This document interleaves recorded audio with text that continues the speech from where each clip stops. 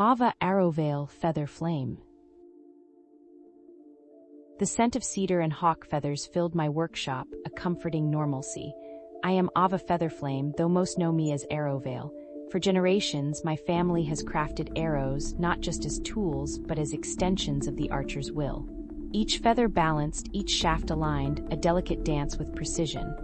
But today a stranger arrived, a scholar named Elias, eyes brimming with urgency.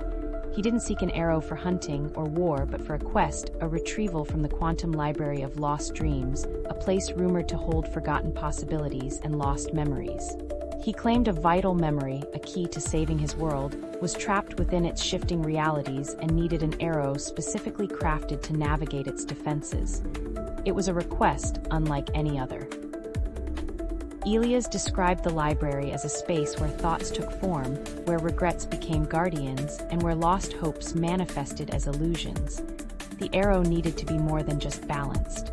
It needed to be anchored in intent, shielded against psychic interference, and capable of piercing through layers of abstract defense.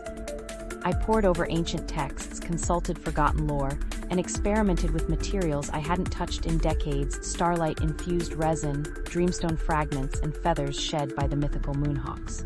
The work was exhausting, fraught with setbacks. Each failed attempt amplified the urgency, the weight of Elias' world pressing down on my shoulders. I learned the library wasn't merely a place. It was a reflection of the collective unconscious, and my arrow was to be its key. The stakes weren't just about retrieving a memory anymore, they were about preserving the integrity of reality itself. The final touch, a tip forged from solidified moonlight, hummed with power as I slotted it into place. The arrow wasn't just an object, it felt alive. Elias prepared to enter the library, his hand trembling as he accepted the arrow. He explained the point of no return. Once inside, the library would attempt to rewrite his very being, to trap him within a fabricated reality. The arrow was his only shield, his only anchor. He stepped through the shimmering portal, and a wave of psychic energy washed over me, a premonition of the chaos to come. The workshop fell silent, save for the faint thrum of the arrow's power lingering in the air. I knew with chilling certainty that his success, and perhaps the fate of countless worlds, rested on the precision of my craft and the strength of his will. Days turned into weeks and Elias didn't return. The silence was deafening, broken only by the relentless ticking of the workshop clock. I tried to focus on other commissions, but my hands moved mechanically, my mind consumed by the library. Whispers began to circulate, rumors of a collapsing reality, of fragmented dreams bleeding into the waking world. I started experiencing flashes of alternate memories, distorted visions that weren't my own. The library wasn't contained. It was leaking, and my workshop was becoming a focal point.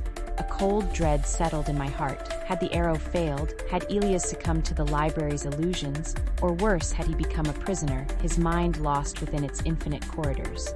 The weight of my creation, once a source of pride, now felt like a crushing burden.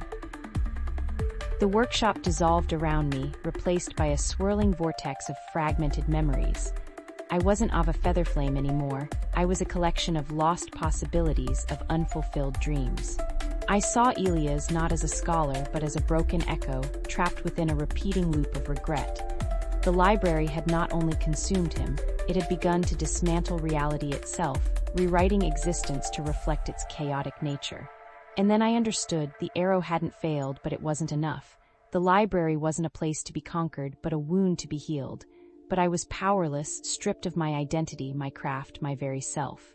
My greatest fear had come true, not failure, but obliteration.